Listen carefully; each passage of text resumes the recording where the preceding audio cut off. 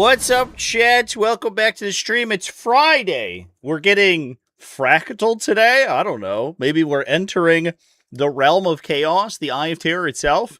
Talking about some 11th edition Chaos Space Marines and demons and stuff. I'm excited. We got to finally answer the question, will demons be a faction in 11th edition? I'm going to level with you, chat. I don't know. I haven't read the article yet, so we'll find out together. As one big happy family. Let's go. Oh, thank you for the sponsorship. Brand T Drake 2231. I appreciate you. Did that play on the thing, or I don't know if it did. Well, we'll find out, I guess. That's a clickbait title. The title is literally Chaos Demons Gone Maybe. I don't know yet. If there is not a level of what's the word? Uncertainty inside the title, as befits the rumors surrounding the demon faction for the entirety of the edition, I don't know what you want. So let's find out. Let's find out together, chat, as we go through this article. As we have done before, we will watch the faction focus. I've done the homework of going through the preview and where they talk about defilers for a little bit, which is I'm sure not what we want to be discussing right now. And we will talk about what's happening in the article as we go through the relevant portions of the preview. So that's going to be really fun and cool. Let's do it. Whoop. Quite enough to make a whole robust, well-rounded army. It was good in a bunch of matchups, and then in a bunch of others could fall short. We're going to skip to the content. Well, this is intro stuff. Let's dive into some of the detachments. Let's turn it up the a little first bit. detachment we're going to look at is Cabal of Chaos. This is a detachment that helps. They started in order Psychic this time. That's very exciting.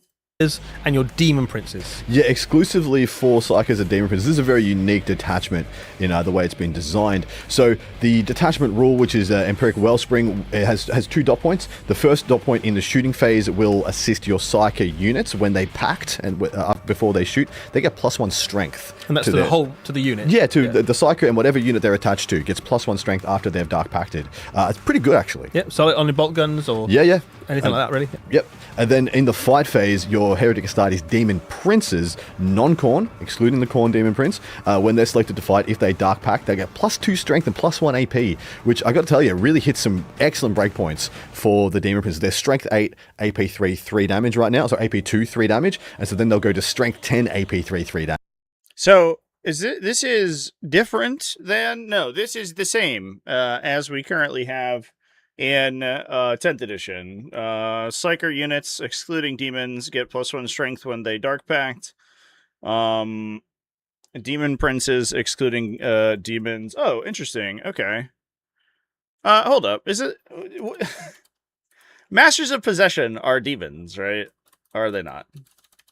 I know that they go into demon units, but I guess I don't know if they themselves have the keyword. I guess they don't. All right, fair enough. So... it's interesting that this excludes demons nowadays. Oh, but it is units and not models, which is a big change. So this is a little bit all over the place. Interestingly, this also potentially opens the door to having demons that are part of the army, but not necessarily sort of in the detachment. I don't know if how that works. But what this means is that if you put a sorcerer into a unit, you can give it +1 strength and shooting. I don't know what a sorcerer can join into, which is actually kind of cool. Can they join like Havocs and stuff? No. Oh, this gave me the rubric one. Cool. I guess this, if you can still ally Chaos Space Marines around, this could affect your Warp Flamers, actually. That's pretty cool. Oh no, but it has to make a Dark Pact. Just kidding. Nope, it doesn't work that way. I retract my statement. What does a Chaos Sorcerer join into? Survey says... Oh, Chosen and Legionnaires. All right. Well, I don't know where this goes. I guess is the question. I don't know if there's many Psyker units that shoot good in this codex. Is that unfair to say? I guess Chaos Terminators with a Chaos Terminator Sorcerer. They shoot good. And +1 strength is like okay, I guess. Strength 8 Reaper autocannons. I don't know. I guess that's sort of it is what it is. I guess it's maybe fine. I suppose we'll see. Let's go back. Damage, really quite fearsome. It helps them punch really well into kind of Space Marine equivalent units, doesn't it? To kind of chop through that power armor. Absolutely does. And then there's so many more toughness 5 units in the game. They're going to be winning those on 2s. And then in addition, like the stuff like the new Knight Destria. So this is talking about explicitly the Khorne or the non-Khorne Demon Prince buff. It's weird. So what do Khorne Demon Princes do? They're just like get fucked. They don't get the range bonus, and they also don't get the strength bonus, so I guess they'll play them. It's a little bit weird. Well, Destroyer. The current version doesn't come out that, at toughness 10, and that's going to have a great profile into them. Yeah, obviously there's some enhancements and some stratagems that go along with that. The first enhancement we're going to look at is Touch by the Warp, and this is for Psychic. This does feel a little bit like one of those situations where they're like, "Oh, guys, this is a unit archetype that's like kind of dog shit because in the 10th edition design ethos." We made them strength 8 AP2 for your like 200-point beatstick character, and he could not punch through a Rhino chassis, and he could not punch through 5 Space Marines with Armor of Contempt. And they were like, guys, how we fix? Briong 6931 donated $5 through Super Chat. Dark Commune is a psyker. Hell yeah, chat. +1 strength on Dark Commune ranged attacks. Now we've solved it. Let's go. The meta's broken wide open. I guess Nemesis Claw I forgot about. Nemesis Claw, does they shoot good? They get like a plasma gun and a missile launcher. I feel like you're taking these guys for melee anyway. We'll see. At FateWeaver9 donated $2 through Super Chat. GW forgot about DPs with wings. Because they have a different keyword? They are wings Demon Prince units? The classic. I mean, maybe the express it's already like non-core, like non-psycher, right? It's like I feel like maybe the point is to exclude things. That is true, though. These do not get the benefit of the effect.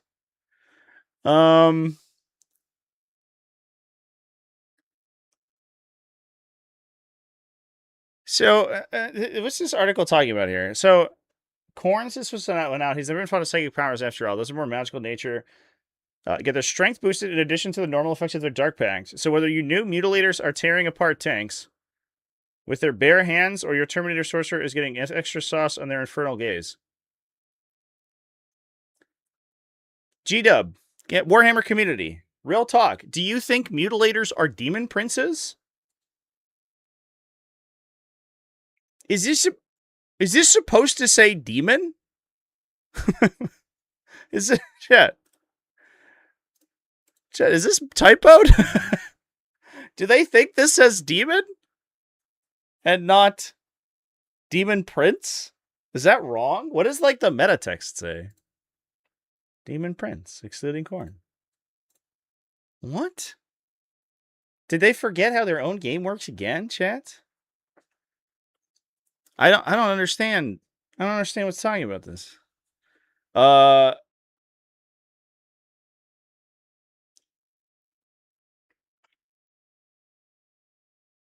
Because there's like friendly heretic stars, demon prince unit. It's like a fight.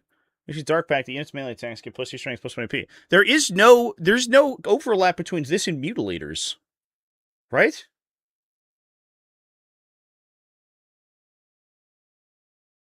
I don't fucking know any of these. Forgetting they imply they knew, yeah. This is actually getting insane. Like, yesterday we talked about the article. What was the thing in the article? Oh, it was the Norman Assimilator thing. We want to shout this out real quick. This this might be worth a video because it's like fucking travesty. The Norman Assimilator thing yesterday. If you watch a live stream and we're talking about it, he doesn't have to be leading. It's an aura. At Ryong 6931 donated $5 No. through Super Chat. What are you Doesn't talking have about? to be leading. It's an aura. I'm so confused. When a Psyker unit is selected to shoot, its ranged attacks gain +1 strength. Right? When a Demon Prince unit is selected to fight, that unit's melee attacks get +2 strength. I don't understand. Only princes get the melee buff. No. So the prince would apply the buff to the rest of his unit. Maybe princes lead mutilators now. Maybe that's where we're going. Well, I guess we'll keep watching the video, and then I'll light them up if they don't say anything about that. Models, basically. Yeah, so Heretic Astartes model only. This model has this model has Psyker, so it's going to give them Psyker, and their weapons are going to become psychic. Now, That's something sick, actually. psychic. All right, well, immediately we're like kind of off the races. The model has Psyker, and its weapons have Psychic, so that immediately allows you to attach a unit to another unit and give it +1 strength. And I imagine that there's other, like the original version of this datasheet had payoffs for Psychers elsewhere, right? And I think that they talked about, there's like a bunch of payoffs for Psychers in the original version, in the 10th edition version of this detachment. So there's probably extra implications by being turned into a Psyker. So that's actually pretty cool. I like that. And then what else we got to say? Means that they ignore modifiers to the hit roll. So this gives them ignores cover in addition to getting around stealth and many. So they weapons are going to become psychic. Now, giving something psychic means that they ignore modifiers to the hit roll. So this gives them ignores cover. Jet! What? Whoa! The casual drop the psychic weapon keyword has implications now? You ignore hit roll modifiers? Holy fucking shit, chat. That is... Actually, I'm a little bit worried about that. That means they ignore cover. Every psychic weapon is naturally an improved version of ignore cover. Whoa! In addition to getting around stealth and many other hit modifiers. So you could give this, for example, to a Chaos Lord. Yep. You could put that Chaos Lord into a Chaos... It actually feels really broken. On a level. I complained that Psychic didn't do anything. But I'm gonna say it now. I think that might be too good. Because already you don't get cover, right? Let's think about Lord of Change. All right, let's assume Lords of Change are, I don't know. Who knows what's happening with them? I haven't read the article. They could be becoming really bad or leaving the game. Let's assume a Zoanthrope unit goes to shoot. They already now do not get -1 or AP or +1 save based on cover because the mechanics have changed. Now they also ignore the -1 ballistic skill you would get. Oh, no. They said hit roll. No, they said hit roll. They didn't say ballistic skill. So you could give this, for example, to a Chaos Lord. So it doesn't ignore cover. I'm coming around. I'm assembling the picture in my head because cover is a ballistic skill modifier now. So it's different. Yep. You could put that Chaos Lord into a... He didn't say ballistic skill. Giving something psychic means that they ignore modifiers to the hit roll. So this gives them ignores cover in addition to getting around. Means that their weapons are going to become psychic. Now, giving something psychic means that they ignore modifiers to the hit roll. So this gives them ignores cover in addition to getting around stealth and many other. Apparently, it also works on ballistic skill modifiers. I'll go fuck myself, I guess. That was crazy. Lords of Change will have access to ignore cover and will have ignore mods also. I mean, maybe, who knows? It was already the case that if a Lord of Change model, if the Lords of Change remained unchanged, a little hyperbolic here, it's pretty funny. Fateweaver 9 donated $2 through Super Chat. Assume a Defiler in Warpforge Cabal goes to shoot. I don't want to think about the Warpforged Defiler going to shoot. The thing's already getting hit rerolls. And it's AP2 on all of its Reaper autocannons.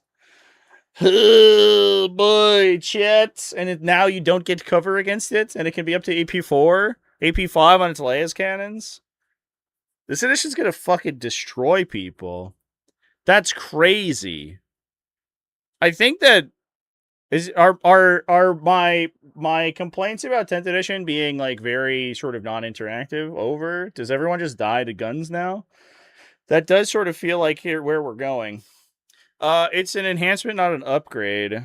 Yeah, so this ability only affects the one model, but he applies the +1 strength bonus to his entire unit. So in that way, this portion of it works like an upgrade. But the thing is that the implications of the psychic keyword are fucking crazy, absolutely insane. That's fascinating. I actually do wonder if either I'm mistaken about the cover change. I thought it was specifically an ignore or a ballistic skill modifier, not a hit roll modifier. And I do wonder if that's actually maybe incorrect in the video. I would be shocked if it just blanket gave you ignore cover if you had a psychic weapon. That would be actually wild because of the implications. I do live in Philadelphia, Chad. All right. Hit modifiers. So you could give this, for example, to a Chaos Lord. Kitty. You could put that Chaos Lord into a Chaos Terminator squad or something like that. The Chaos Lord's attacks would have ignores cover effectively, or ignores any modifiers. But because of the detachment, the whole Chaos Terminator unit would have +1 to their strength. Yep. So your combi weapons, your Reaper chain cannons, that sort of thing, become quite scary. Absolutely right, mate. Nailed it. That's what you're really getting out of this. Yeah. Looking at a couple of the stratagems, we've got Infernal Vigor for the first one, and this is something that you can use on Heretic Astartes, Psyker, or Demons, and you can heal wounds. D3 +1 wounds, which effectively could get you back 2 2-wound models, or 1 3-wound model and a 1-wound model, etc., etc. I really like this ability. I think for one command point, it's fairly good. Once again, excluding Khorne units, because this is all predicated on your links to the warp. You could also use that on a Demon Prince. Yes, they've taken some wounds. They've got quite good saves, right? So it takes a lot of effort to do wounds onto them. So to be able to heal those back is really useful. Yeah, toughness 10 with a high number of wounds and a 2-up armor save on the walking Demon Prince and the non-winged versions. Quite robust, still quite fast as well. The winged versions being toughness 9 with 3-up armor save. Sorry, still a 2-up armor save, but less toughness. Regenerating wounds on those miniatures is really quite valuable. Yeah. So while you're regenerating wounds, you've also got a way to inflict mortal wounds on enemy units. You've got a stratagem called Fleshy Curse, which for a CP can do mortal wounds on a nearby enemy unit. Exactly right. So this is a very interesting one that can combo with your explosive stratagem, which is the new name for grenades. So for one command point to start your shooting phase, one Heretic Astartes. You can't do it like on the same unit twice, but you can drop like the 3 mortal wounds from a explosive. In addition to what is average, I guess, like 3 mortal wounds from this thing. Or I guess this is average 4, this is average 2, this is average 1. So you have a total of 6, 7 divided by 3. So you have an average of like 2.5 mortal wounds from this thing. So between those two, it's like 5 mortal wounds for 2 CP. It's actually not too bad. You kill a character with that without having to activate an attack. Which is pretty wild. Also, this is start of shooting phase, so it's not like before you shoot your guns or whatever. Which also means that it has none of the advance or fallback restrictions that you would get from the normal. What do you call it? The other thing, the grenade strap.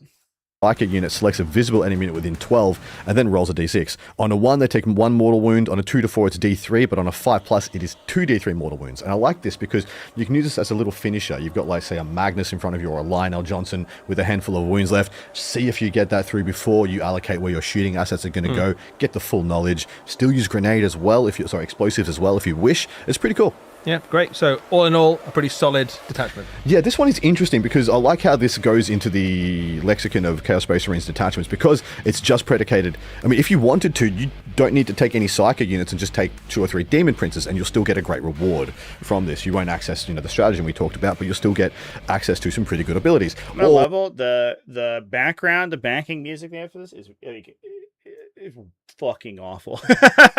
Or vice versa, if you wanted to take just a bunch of it's a little loud sorcerers and Terminator armor who have one of the best which I guess makes sense because they essentially just point at a unit and give you extra AP against that.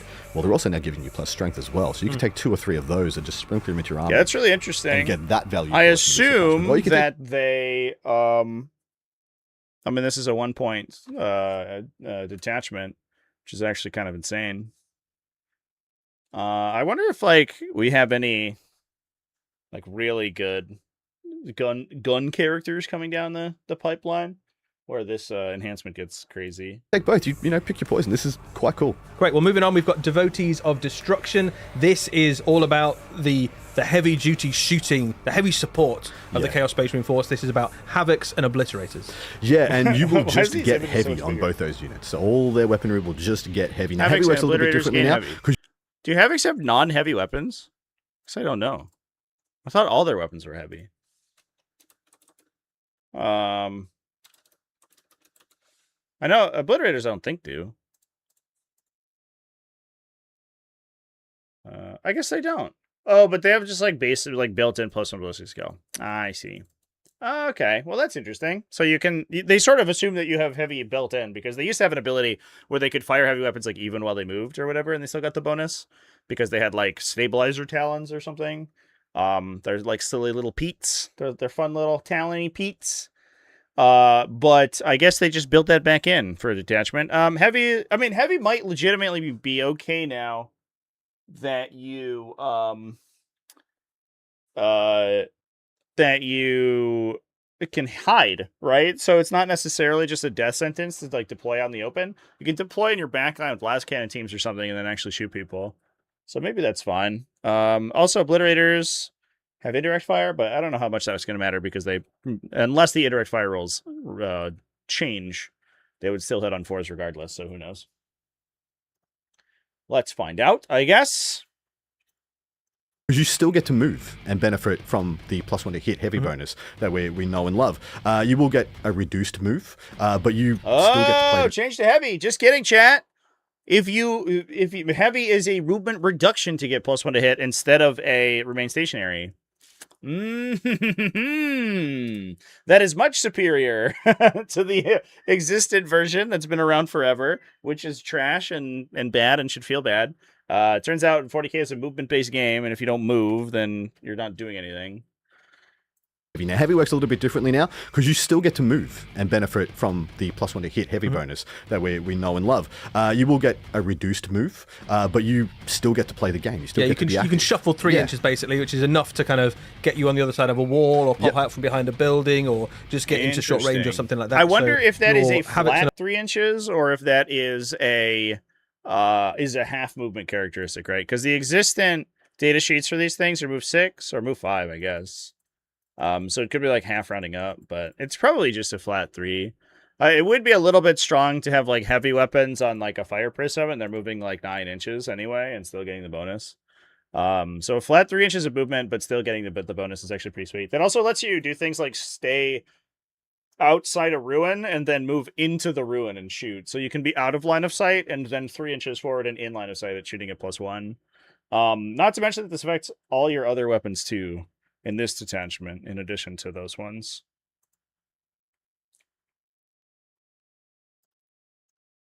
And Obliterators, as they're kind of ponderously advancing towards the enemy, you can give them +1 to hit. Yeah, it's fantastic. Oh, the rule's just in the article. I didn't realize yet. You add +1 to the hit roll of all the following applied to the unit. It was unengaged. It was not set up on the battlefield this turn. No model in the unit has moved more than 3 inches.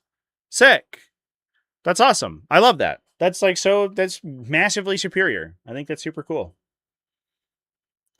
It doesn't, I don't think anything joins these guys, to be clear. So I don't know if there's a Warpsmith stew. So like, oh, excuse me. Sorry. If you could like try to wombo the psychic buff with a Warpsmith. I don't know if that really matters that much. And then you can give it to these guys if you're trying to like combo the detachments together. I don't know. But anyway, that's pretty neat. We like to see it. Some enhancements and stratagems for this as well. We've got Pact of Destruction, which is an enhancement. This you can give to a Warpsmith. Oh, by the way, traditionally you said Henter. Fit check. He's back on the Ultramarine shirt. I wonder if these were recorded over like 2 days, and he had 2 shirts. He had the green shirt and he had the Ultramarine shirt. That wouldn't surprise me. I thought he was color coding. Using their loan up ability next to Demon Engines. Cool. Yep. But this actually encourages you to maybe put that into a squad and they get some benefits. Yeah, so it acts a lot like the banner in the squad that lets you re-roll your leadership test for dark packs. That's one of the abilities the Warpsmith will give to this unit. And then in your shooting phase, when this unit is shot, if this unit used this dark pact ability and... What is there anything else Warpsmith can join?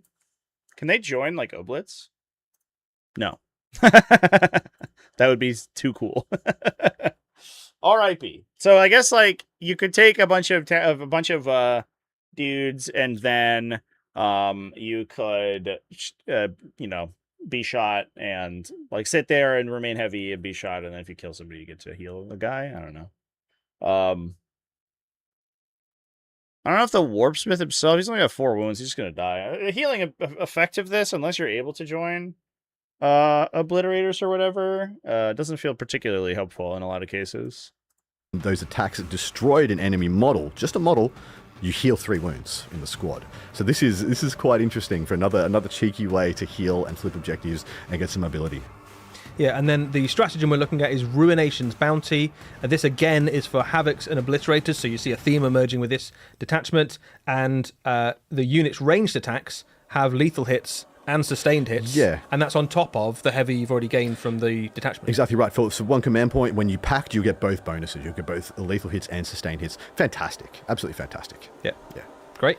Cool. Moving on to the next detachment, we have Murder Talon Raiders. That's pretty good for the situation in which you're shooting like something T12. Because lethal hits is high value there, but also sustained hits isn't bad. There's like obviously cases where you're shooting like lower strength weapons and the sustained hits isn't quite as valuable, but given the fact that Havoc squads are like mostly universally like just their 4 las cannons, that feels like in some cases it's going to be good. I do think that there's like a very different power level of these 1-point detachment stratagems than we've seen from previous editions, like the 10th edition stratagems. Largely, like they're not the craziest things ever, but a lot of times they'll give you 2 overlapping effects. And a lot of things we've been seeing with these 11th edition ones has been 1 conditional effect. So like this one is you get 1 buff if you've or 1 additional buff if you've already dark pacted. In place of, you could like look at something like a Storm of Fire, which is like +1 AP and ignore cover, right? The equivalent of +2 AP, or like a Specialist Ammunition strat, which is like up to 2 units get like +6 range and ignore cover, or +6 range and +1 AP, or assault and ignore cover. So it's interesting because I think that it does feel like the detachments, in addition to being very limited on the specific models they're applying to, they also feel like the general power level of stratagems is being reduced. That said, it does in some cases feel like the power level of enhancements is actually increased. So we'll see. I don't know. A lot of the enhancements, or not a lot, but many of the enhancements they've shown off have been incredibly strong looking.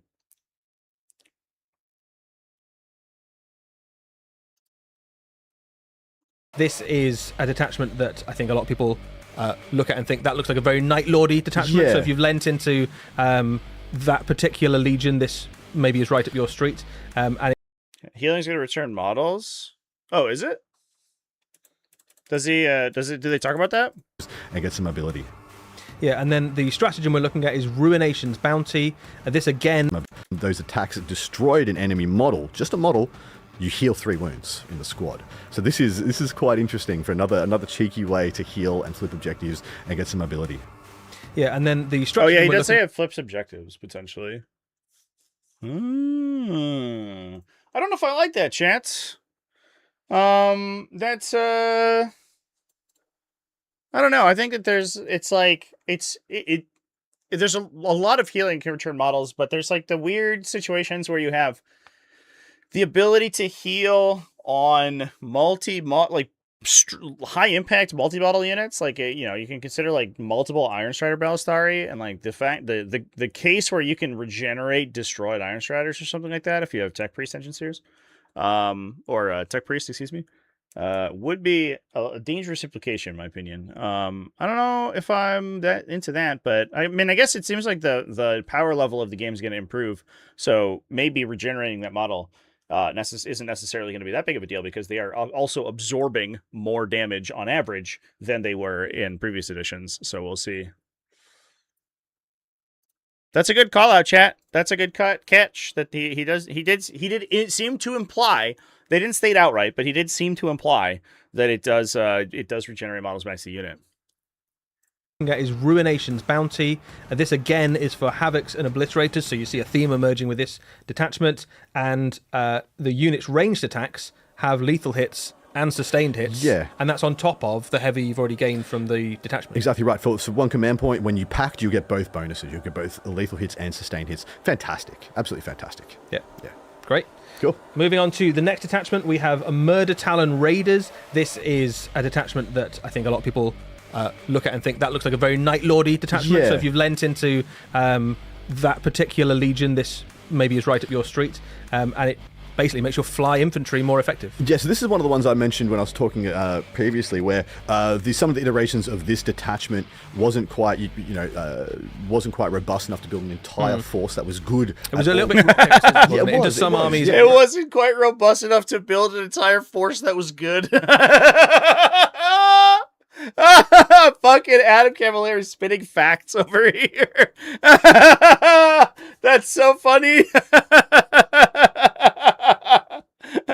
Very good into some, it just sort of bounced exactly off. Right. Well, maybe a lower detachment,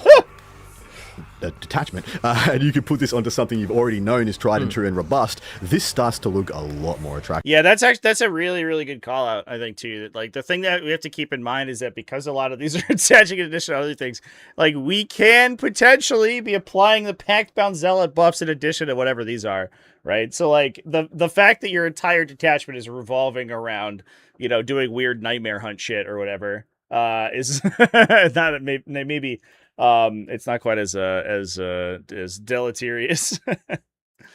So what you will get here is friendly Astartes infantry fly units that attacks that target battle shocked units or a unit that is below half strength, reroll ones to hit. And then when an enemy unit attacks target friendly Astartes infantry fly unit, if they are battle shocked or below half strength, they're -1 to hit you. And of course, the units that we're talking about here are Warp Talons and Raptors. The brand new Raptor unit as well got brand new models recently, and that data sheet is quite attractive with some of the certainly buffs. upped in the they're pushing their way up, and then it only gets better as we talk about the rest of this package. So looking at what gets better about them, there's an enhancement you can give to a Chaos Lord with Jump Pack, which I think is almost a given you're including in an army of Jump Pack troops, and he gives the unit that he's with a 5-up invulnerable save. Hey. This is perfect. Of course, Warp Talons already come with that 5-up invulnerable save. They're already quite possessed by demons. They get that 5-up invul. So taking a Chaos Lord with Jump Pack with a unit of 5 or 10 Raptors and giving them that 5-up invulnerable save is fantastic. I've also talked many times in these other faction focuses, not sure what order this is coming out in, that because of the changes to cover, and the way, usually you'd be sitting in cover and someone would have to be shooting you with AP4 to push you past a 5+ on your armor save, or have AP3 ignores cover. Whereas, because cover has changed to be -1 to hit, actually having a 5 invulnerable save is quite key, because if you get hit with something like a plasma equivalent, you would go to a 6-up armor save, where instead you have a 5-up. And your jump infantry doesn't tend to be much more durable than a standard Space Marine, right? So that is one of the weaknesses, I suppose, of this type of army. It's not a given that they will have cover for a long portion of the game. Usually they're leapfrogging from one piece of cover straight into the action, so therefore they're not going to have that benefit for long. And then another tool to help them hit even harder when they do eventually reach combat. We have the Plunging Talons stratagem. And Lance for 1 command point, always good. I do appreciate, too, that they do specify that you have to have made a charge move this turn. I never understood the stratagems that let you give Lance to someone on turns you didn't charge. Like, some of them gave you additional effects, but there was one of them I remember, and now I can't remember exactly where it was, but it gave you a bunch of charging bonuses, but you could use it when you didn't charge, and it was like explicitly called out you could use it when you didn't charge, which was like very weird because it didn't really have any other effects, which is pretty wild.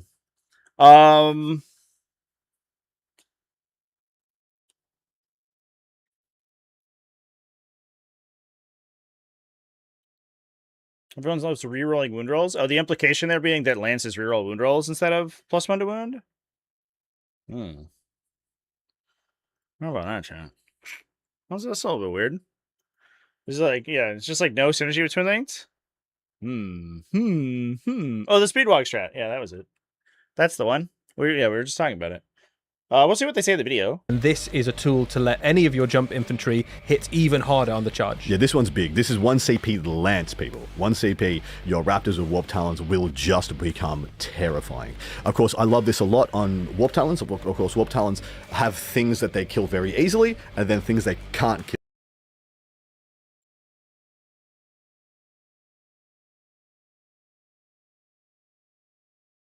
Does it give reroll wounds, chat? Because of course they're They're low twin strength, links, Excellent bro. infantry shredders, maybe Yes. not so tough into Yep. knights. But what if you had Lance? Because what you want every time that you hit someone with your Warp Talons, you want to clear the unit so you can use your data sheet ability, bounce back into strategic reserve. And it's a big risk reward into opponents who have good This seems to be directly in contraversion to what Adam's saying here.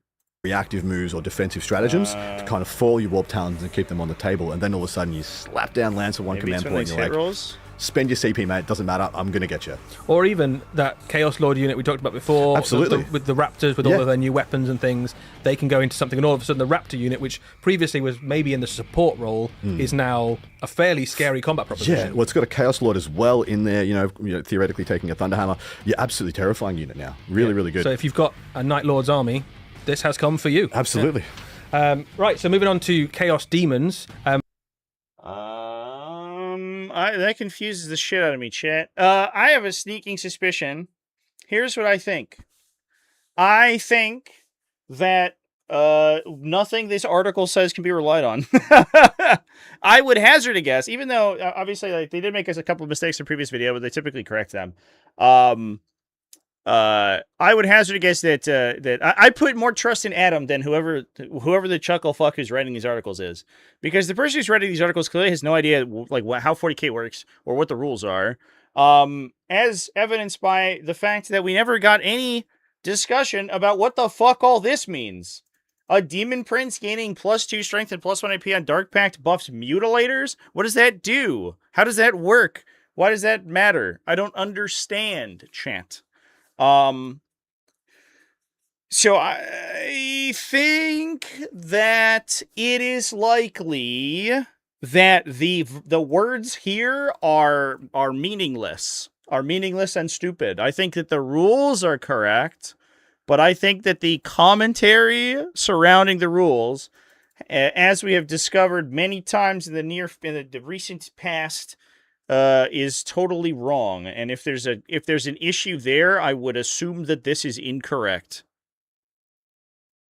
Adam says the Jump Lord can take a Thunderhammer. Is there a Thunderhammer profile for him? I don't know, actually. On Facebook, they've already retracted it. All right, ready, chat? Should we do this in real time? I'm gonna hit refresh. You ready? It's gone. That's so good.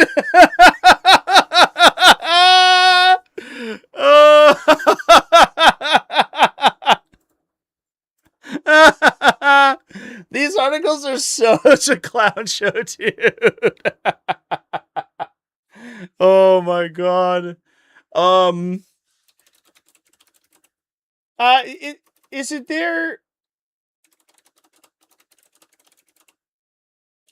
Is there not a new Jump Pack Lord kit? Did we see that? Am I crazy? Is it the Axe guy? Oh, maybe it's the Axe guy I'm thinking of. I don't know. So then maybe that's also incorrect. Who fucking knows these days? Oh, check the Lance section again. Good call out, chat. Good call. Let's find out. Let's find out together. Oh. No, that's the same.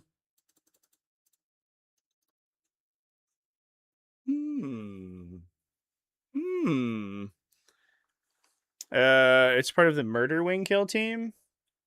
What is that? Murder Wing kill team. It's this guy. He's the Chaos Lord. Oh, okay. Maybe that's what I was thinking of.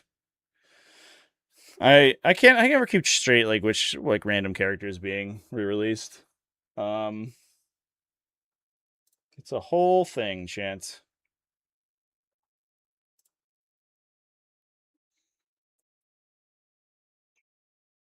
So I don't know. I don't know about the Thunderhammer thing. Yeah, I don't think. Yeah, he definitely doesn't get a Thunderhammer in that kit. I just looked at all the options. So it's like a whole thing. Does Lance do something else? So, I mean, so there's three things like overlapping, right? There's two, I guess. There's Lance, and there's a unit that already has Twin Linked. The question is, if Lance gives reroll wound rolls, why would it matter if you're using it on a Warp Talon? Because they already have Twin Linked, which in 10th edition is reroll wound rolls.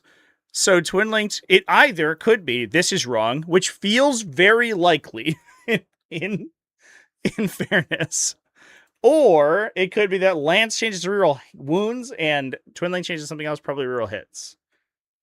Which is not as good and would feel significant, like a significant downgrade. But I do think they did discuss in the Tyranid article, there was that thing that gave you rerolls, right?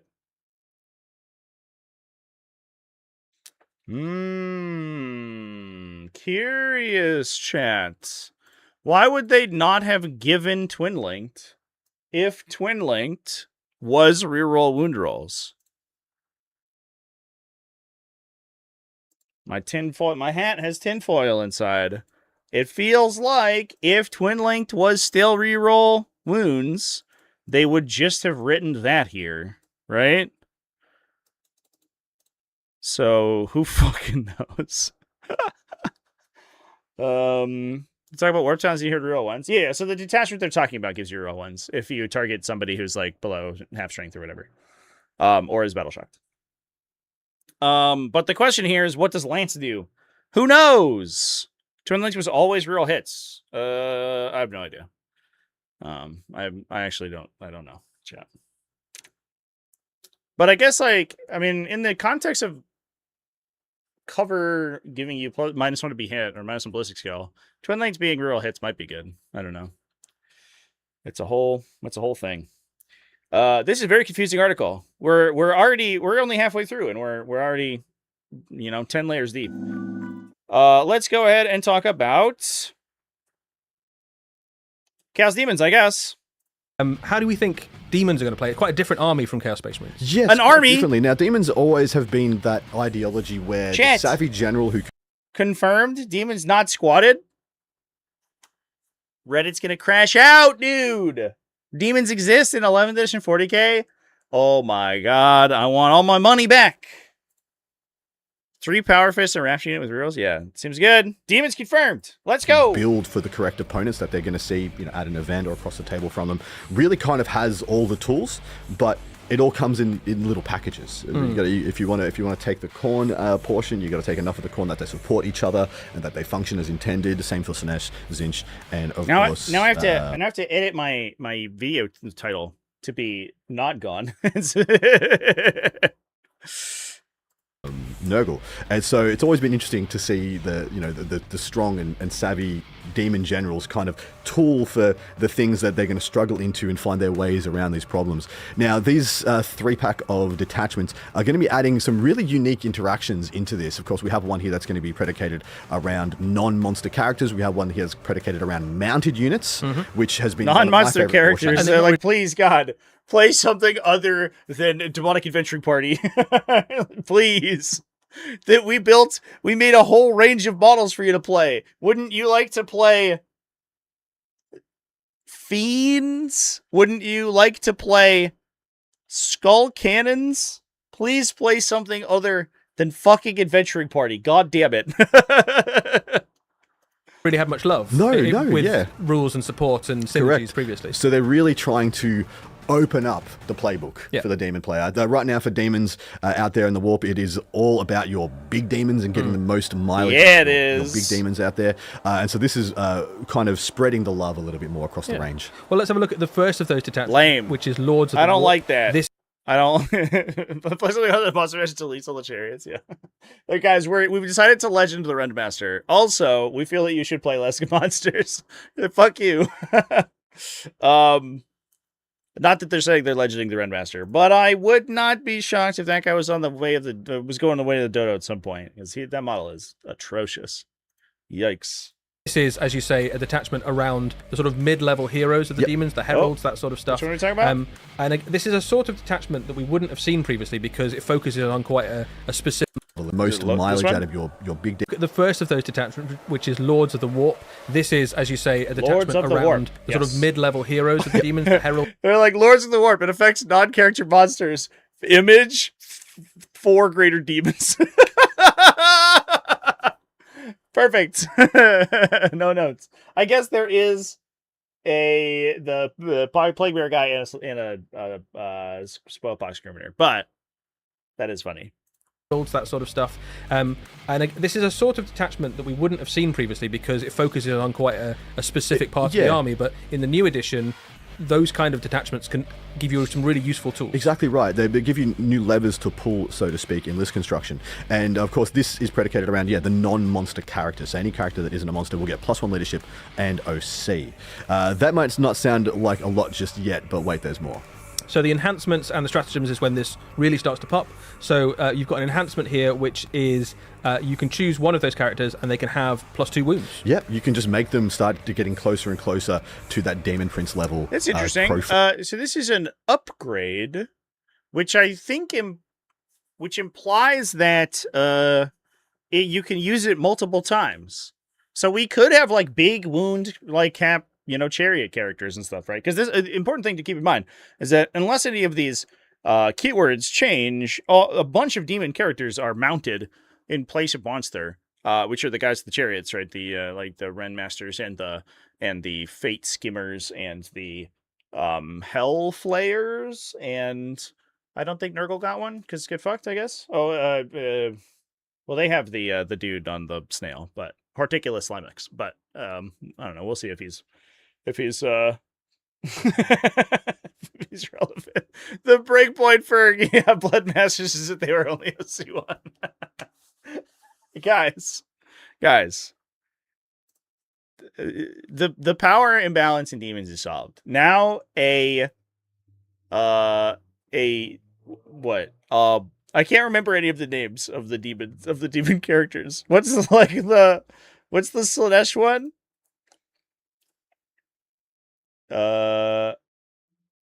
It's so bad. Like I literally can't remember what the foot demon characters are called. Besides the Nurgle ones, because they're all silly.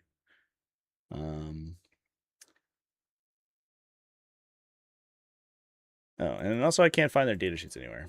Oh, and they're just kidding. Let's see. What's a good one?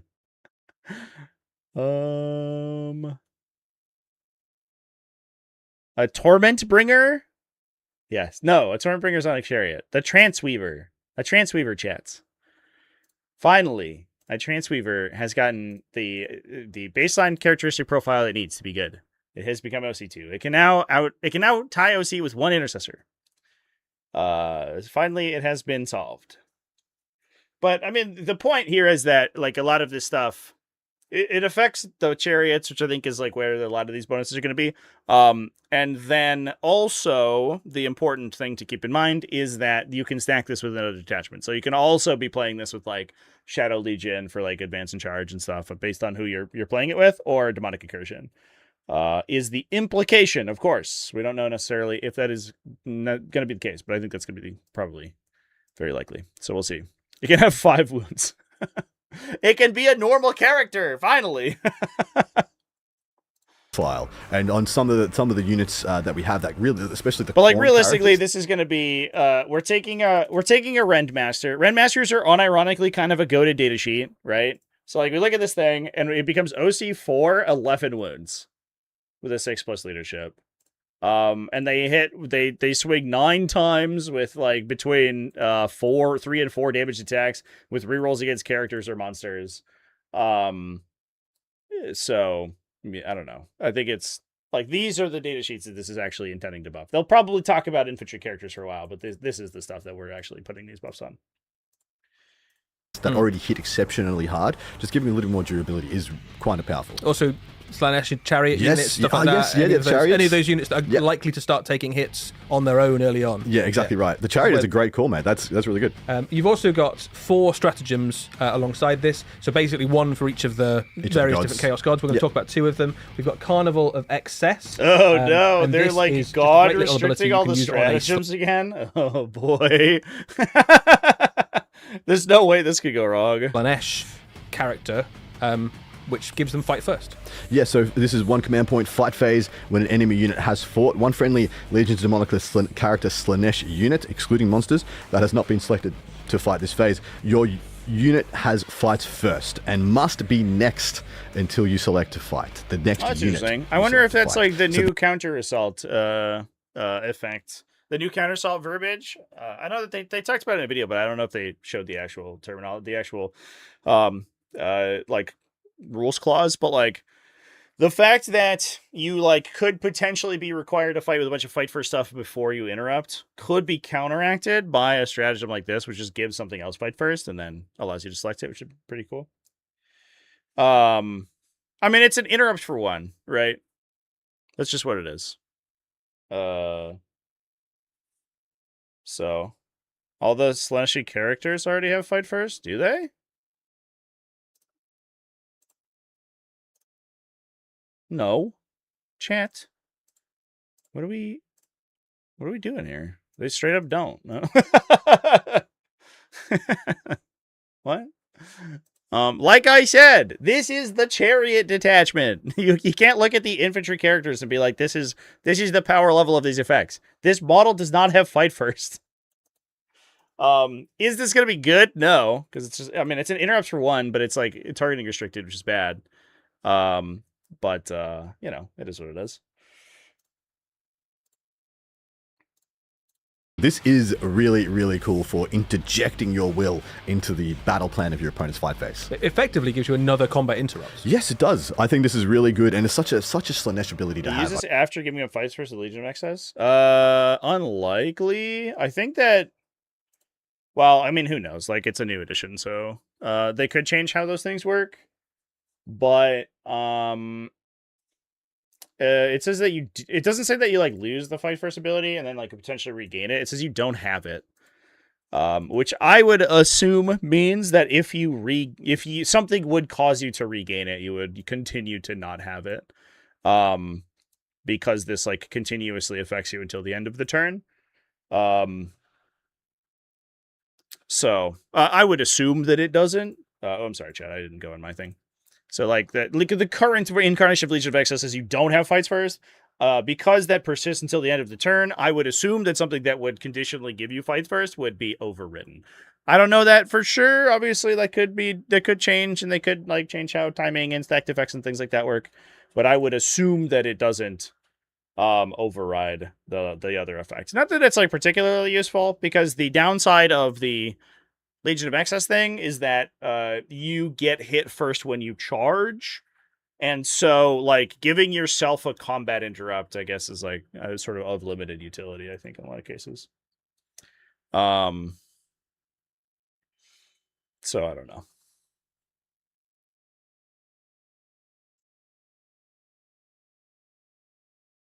The Keeper of Secrets is a monster. Yeah, you cannot use it on Keeper of Secrets. Yeah, it is, I think, explicitly for the chariot unit, which isn't very useful, to be fair. But like one of Slanesh demons outside the like 1 Legion of Excess build that was like hyper broken because they didn't consider all of the implications. One of like the issue with Slanesh demons is their data sheets are dog shit. If Slanesh demon data sheets were not like less laughable as they are, then this would be a good strat. So I don't know. It is what it is. I think this is well designed and fits right into the ideology. Telling us really useful. The current word from on high is that all previewed detachments are 1 point, and most current detachments are 2 points. That's what they talked about yesterday. So the assumption is that all of these are 1 DP. Yeah. is on a unit, so if they're leading a unit, the whole unit will get to benefit from that Yes. as well. So really, we're talking about a Slaanesh Herald. We don't have to talk about Fight First one, and this is basically. I do appreciate it. They're like, because Fight First is like significantly less useful now. They're gonna print so many things that give you Fight First, and Fight First is gonna be like the new Precision, where it's like, I mean, cool, I guess, and sometimes it'll be helpful, but like, like, I guess if you're engaging my whole army and I have things that fight first, it will make me slightly better against you, but otherwise it'll just be kind of mediocre. I'm paying 100 points for 8 attacks at 4/1/1, yeah. Oh, you know what? The other place you put this, chat? You know where the other place you put this? Is unironically fucking Celeste, chat. We have forgotten about Celeste, who is actually a good profile, kind of hard to kill. So you're like gonna be engaged a lot of times in your opponent's turn, and hits good, but doesn't have fight first. It's the Celeste strat. Y'all forgot about the duo, the spooky duo. They're a monster? Are they? Oh, they fucking are. Wait, what? All right. Well, you know what, chat? Egg right here. Egg directly on my face. You're so right. They are a monster. 931 donated $2 through Super Chat. We've upgraded Balio to fights first. You're so right. They are a monster. I did not realize that, chat. That's weird. It is 2 infantry models. It's kind of strange they're a monster. But I also have never played them. So, you know what? Fair enough. You got me. It's a fake Demon Prince. Yeah. Yeah. All right. Well, there you go. I assumed that they were either infantry or mounted. Wild. Well, there you go, I guess. I think I've definitely seen somebody move them through walls, too. But they probably didn't know either. Well, you can tank shock with them now. So that's very exciting. Let's go. T6 tank shock. Got him. Monster stonks up. Woo! Can she not breach with them? Celeste, no, you cannot breach with monsters. At least in the current incarnation of the rules. We will see if that ends up working in 11th edition, but in 10th edition, this model, because it is a monster model, cannot go through ruin terrain features. So there you go. All right. Well, fair enough, Chant. You have served me well. A blight grenade.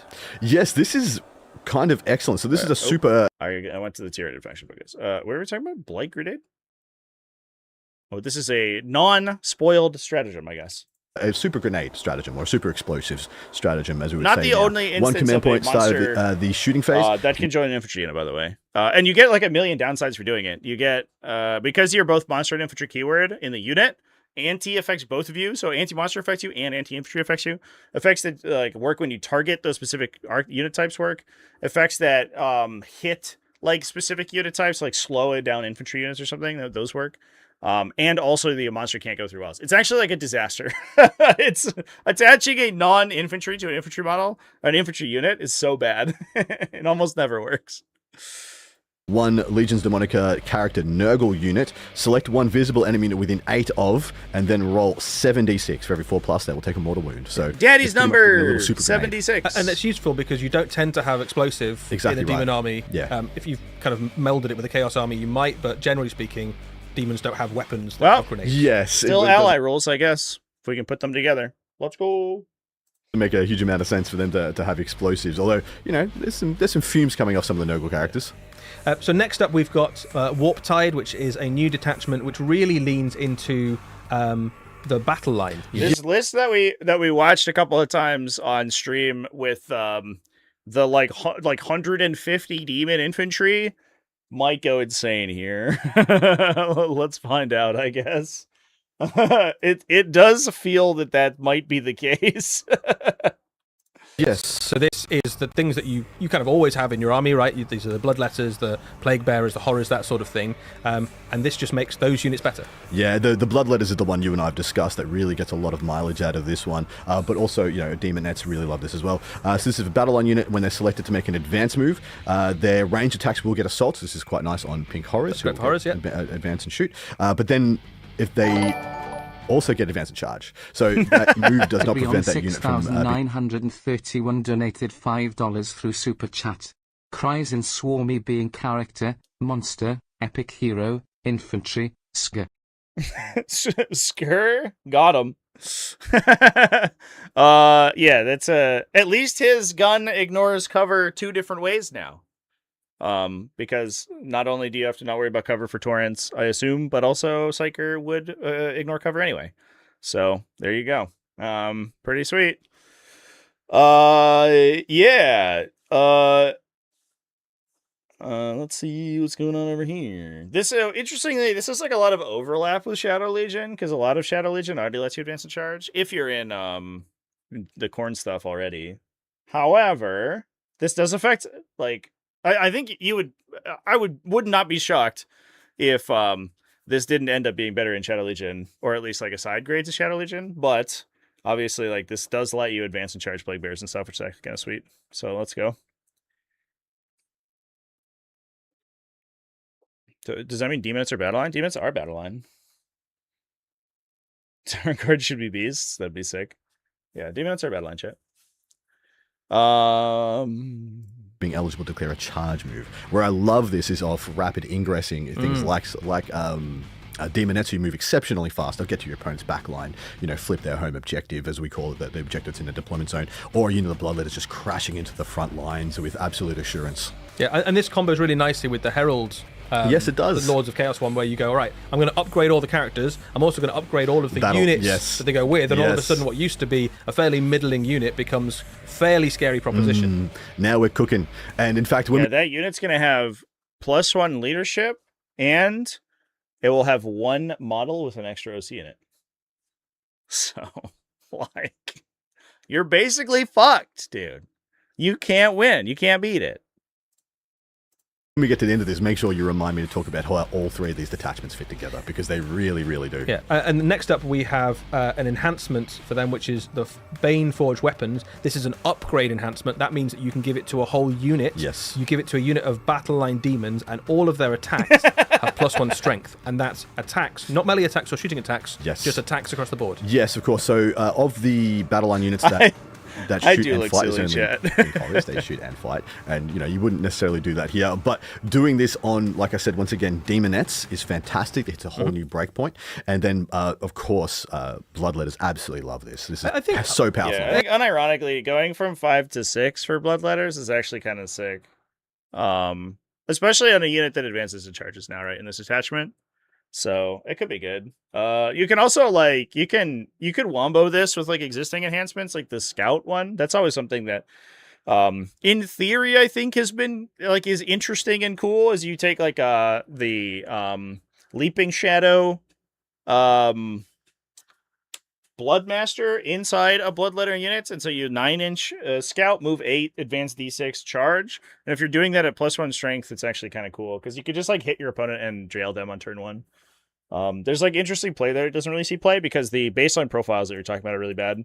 But pushing to strength 6 with +1 to wound, I mean, they start wounding T11 on 4s, and that's a stage at which they'll actually sort of do some serious damage. Lady Malice is O2. Is OC2? Yeah, that's true. And real talk, the best thing about Lady Malice's datasheet is her 2 OC characteristic. She has no other stronger effects that you're more excited about when you're playing her. It is simply 2 OC.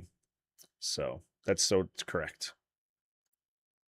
I think it does take the horror attacks into a kind of interesting place where previously they were sort of definitely a smattering of light fire. They can start to kind of punch into stuff, but certainly it does feel the scariest on the melee units, I think. Yeah, agreed. And then next up we have Demonic Infestation. This is a stratagem that you can use on a battle line unit, apart from Pink Horrors, because that would be it basically lets you heal the unit. Yeah, invincible Pink Horror unit. They're already invincible enough, I think. It's 1 command point, your unit heals 3 wounds. Yeah. And you can see how this would be could become problematic on Horrors. But basically this particularly good effect on Plague Bearers. Yeah. Healing must regenerate models. There's no way it doesn't do that, because otherwise this would be worthless. Those would be really bad. Harder to hurt in the first place. Toughness 5, 2 wounds. And all of a sudden you can just put wounds back onto them. But excellent on things like, you know, a bloodletter unit's been taken down to a handful of models. Yep. All of a sudden getting 3 of those back in the fight is 100%. 100%. And then last up, we've got Cavalcade of Chaos. Oh, this new one. is a detachment that works with the mounted demon units. We said a bit before, mounted demon units have not really had much love in terms of synergies and abilities you can give them. They just went in the wrong This is an order. amazing toolbox. If you've got You a get demonic 1.5 cavalry players army. back, yeah. Or 3 blues, I guess. Or like bloodletters or whatever. Honestly, like 3 OC2 models is pretty, for 1 command point, is actually kind of sick if you're using it on the 1 wounders. It's funny that I think in context, that effect is actually stronger on the 1 wounders than it is on the plague bearer units.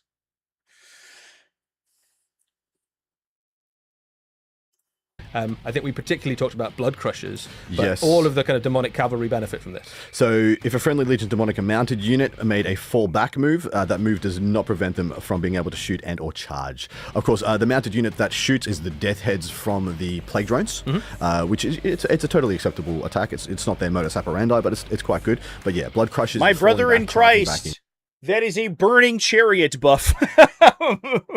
That's actually sick. The problem with this unit is that it's sort of annoying to kill. It has a bunch of melee attacks, so sometimes you want to get it in melee because it attacks 12 times, and with like a bunch of 2 damage swings. But it's not a vehicle, so it can't do anything once it's engaged. But allowing you to fall back, shoot, and charge back in is fucking sick on these guys. I mean, plague drones, sure, like plague drones are good into an Urgle army, but this unit is good. Although, actually, now I'm thinking about it, it's actually not that good because you don't need it anymore because all your shit ignores cover anyway. Just kidding, chat. I'm out. This is worthless.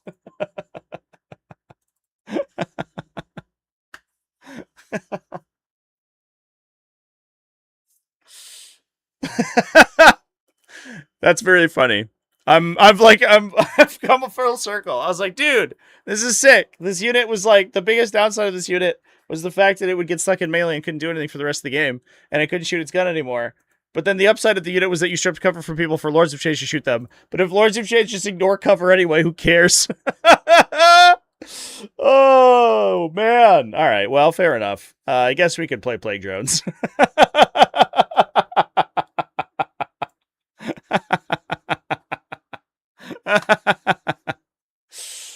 triggering all the mortal wounds again, the impact mortals as we call them, and which are terrifying. 4+ potentially on 6 or 7 dice for D3 mortal wounds every 4+, and just getting to apply that buff again and again and again can be really terrifying. Yeah.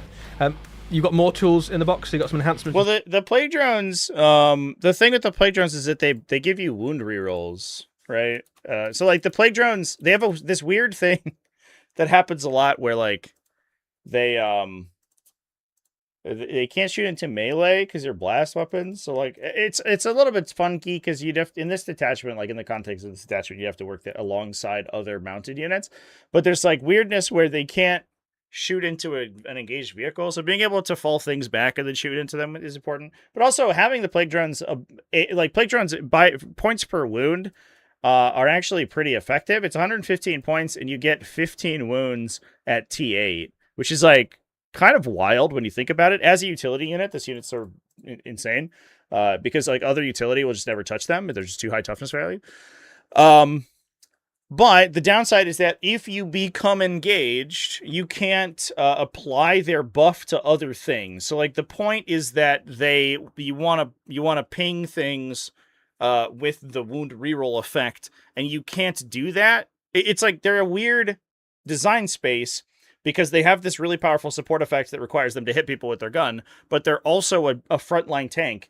And so if you're engaged as a frontline tank, you can't shoot the thing to apply the buff to people to hit them with their gun. So like, you're like, what am I supposed to do? Which mode are we playing our plague drones? And the point I think that Adam's making is that you get to do both in this detachment, right? Because you can absorb a charge, lose a plague drone or two, fall back, shoot back into the target, and then kill them with either that plague drone unit or another follow-up unit.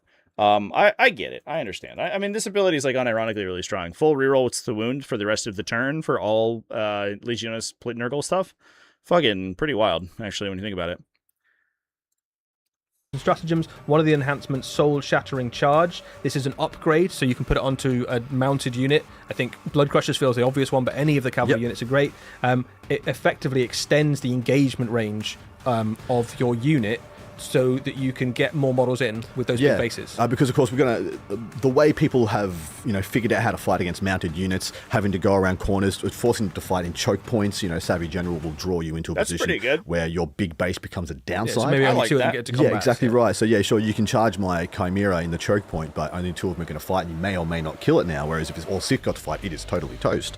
And so Savvy General can do that. But then the implication, to be clear, chat, because there's some questions on that. The implication right now is that the data sheets, the existing data sheets, are not changing, or at least not changing significantly, because a big part of the marketing they discussed that the existing data sheets would be transitioning over to 11th edition. Now, that's not to say that Demons won't get a re-up in the future, and I'm sure some stuff will get erratas and stuff so that it's compatible with the new rules.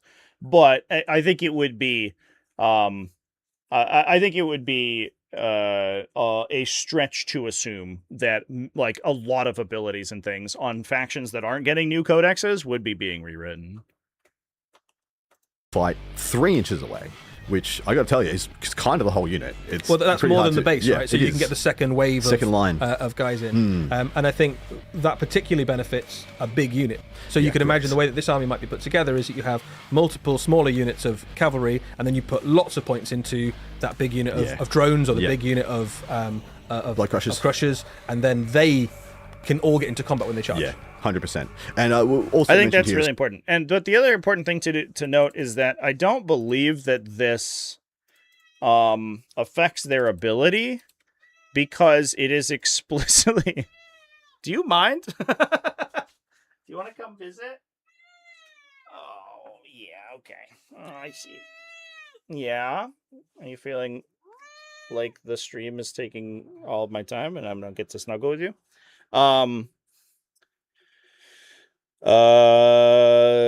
Yeah, what we're saying. So I don't believe that this affects their. No, you're done. No, you can't go on the desk, kitty cat. You can go down. Yeah, okay. You weirdo.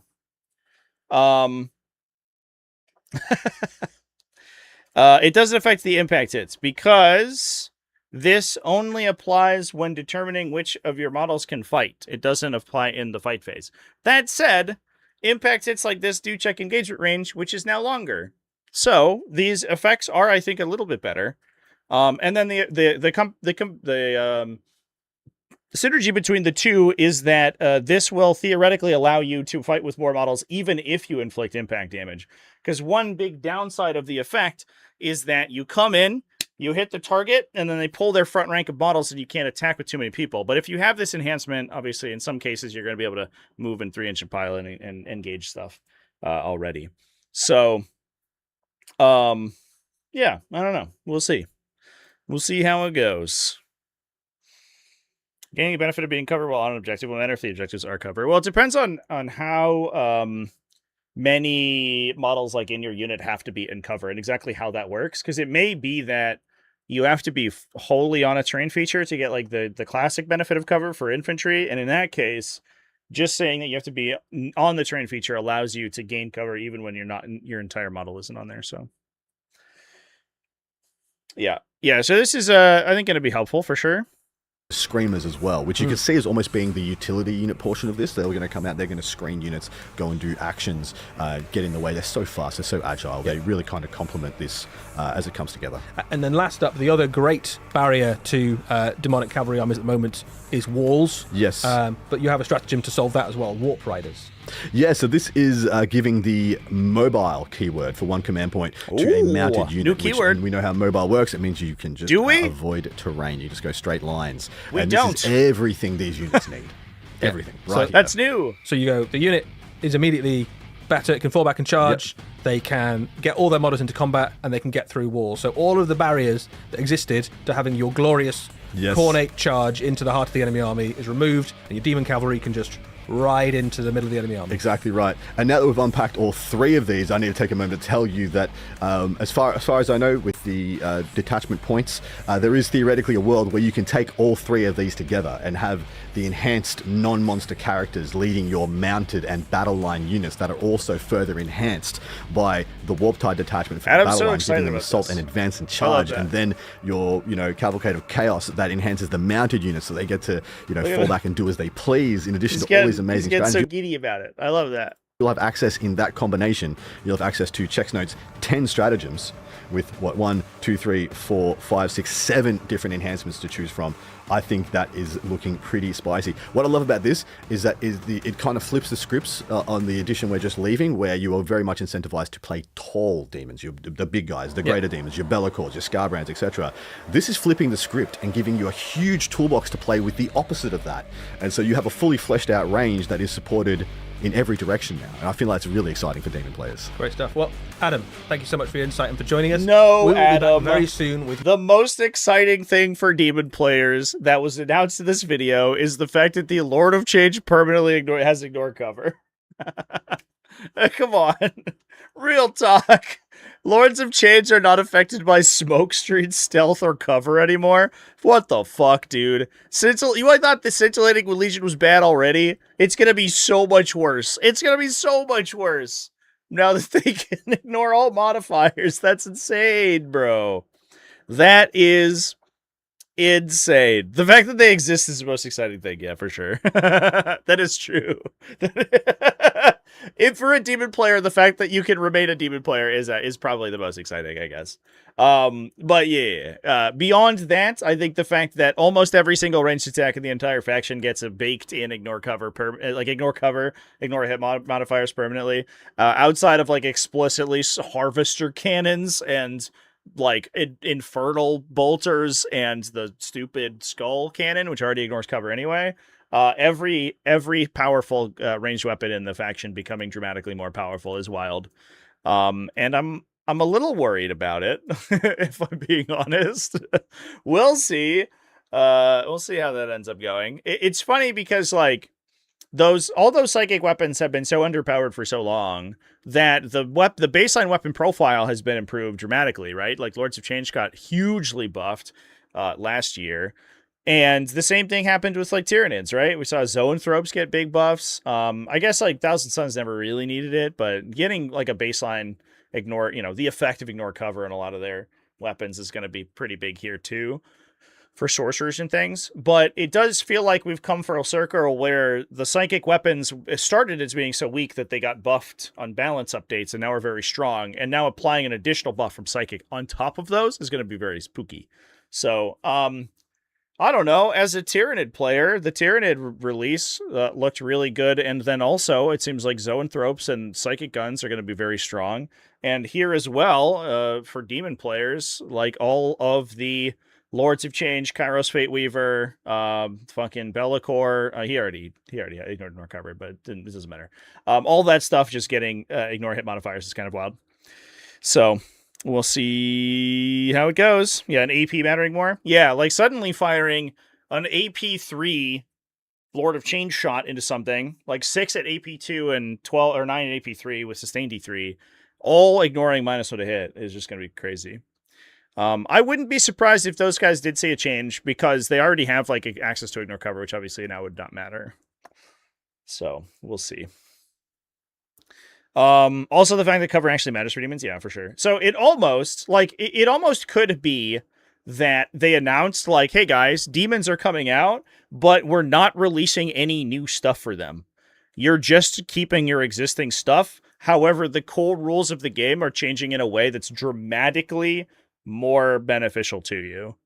And you would be like, oh, okay, sick, I guess. But like, it does seem to me like these rules could have been nothing, right? They could have just said nothing, and you already feels like this faction would be stronger than it was in 9th edition or in 10th edition, which in fairness is not bad, right? It's not like demons are underpowered. In comparison to like the top end stuff in some metas, maybe, but like they were always kind of this like pretty reasonably converting faction. So I don't know, chat. I do wish we talked a little bit about the appeal of like detachments that unlock the ability to take specific allies and stuff like that. I kind of wish we saw something like that. I think that would be cool. But as it stands, I mean, the stuff that they released here is pretty incredible. In any case, chat. I mean, we talked a lot about demons. The Chaos Space Marine stuff. It was like seems fine. I don't know. The Chaos Space Marine stuff was not the most exciting part of this article. Maybe I'm wrong about that, but it was also very confusing. This whole thing about mutilators and twin links and stuff is kind of throwing me. So I don't really know what if they knew what they were doing there. So it is what it is. Chaos Space Marine stuff looks terrible. Yeah, maybe chat. Anyway, I think that's all we have today. Anything else that we want to talk about today, chat? I think it's pretty good. Still want custodians moved into agents. That would be tough nowadays. Now that they're like becoming a more full range of stuff, then I think it'd be interesting.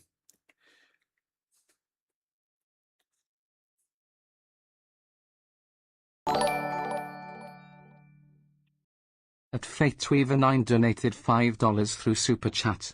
If the god-specific detachments are too DP, the new battle line detachment will go hard. I agree with that. For sure. I think the battle line detachment might go hard anyway, honestly. I think that, like we talked about, the build with the Shadow Legion build with like 1 billion dudes in it kind of just goes crazy with Warp Tide. Suddenly the entire army gets advance and shoot, or advance, shoot, and charge. Jesus. Okay.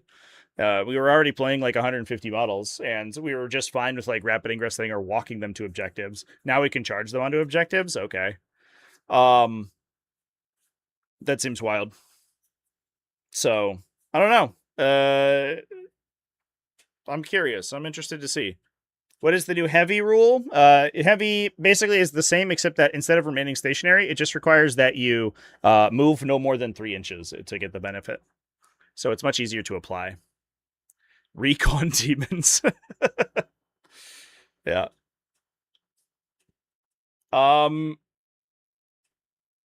Also, we saw the implication to healing, which is interesting. There's like definitely, I think, some interesting. I wonder if effects will specify that you can't heal a unit more than once or something, outside of like, you know, special mechanics, and then they can just like get rid of all of the targeting restriction things off of any of the Tech Marine abilities. That would be cool. But I'm curious to see the actual verbiage for that as well. A lot of these like very specific rules updates, these little keyword updates, do have the potential to be very interesting. So we'll see. Realize that this reveal means that wounds are still called wounds. Did you expect that to change, chat? I think that would have been pretty wild.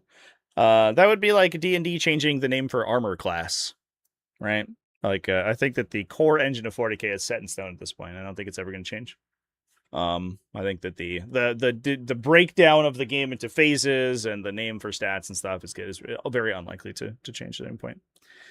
Heavy does not work well engaged. That's true, actually. Yeah. So you can't be like, I'll sit in melee with my tank and remain stationary and shoot my gun at +1. Yeah, which is good for sure.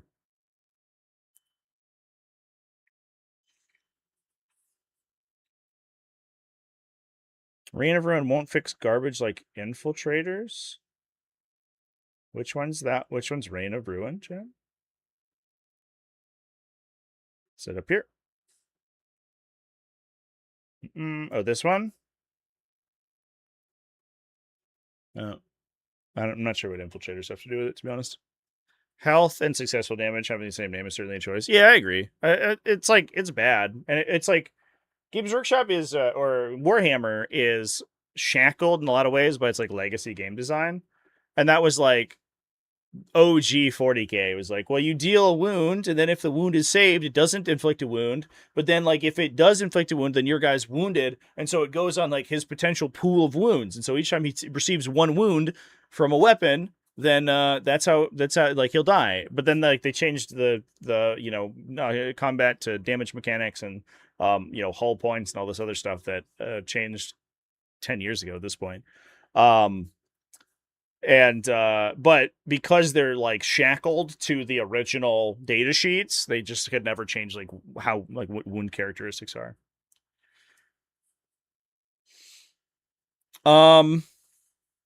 So anyway, chat, I think that's all we're going to talk about today. Thanks everyone for watching. I don't believe I'm going to be live until potentially Sunday. It sounds like the next update they're doing is next week. So they're going to talk about World Eaters, Death Guard, as well as Adepta Sororitas. So that's what we'll be talking about next week. I might be live on Twitch on Sunday, but I might also be working on videos. I'm almost done with my Harridan video. It's taken me a really long time, but it's also an hour long, which is fucking sick. So stay tuned for that. That might be up on Sunday if I can get it edited. Otherwise, it'll be up next week at some point. And yeah, that's what's going on. So I'll talk to you all later. Thanks everyone for watching, and keep it classy, folks, and stuff. And stay tuned for the next one of these drops, and we can laugh at all the typos they include in their preview article because it's very funny. Cheers.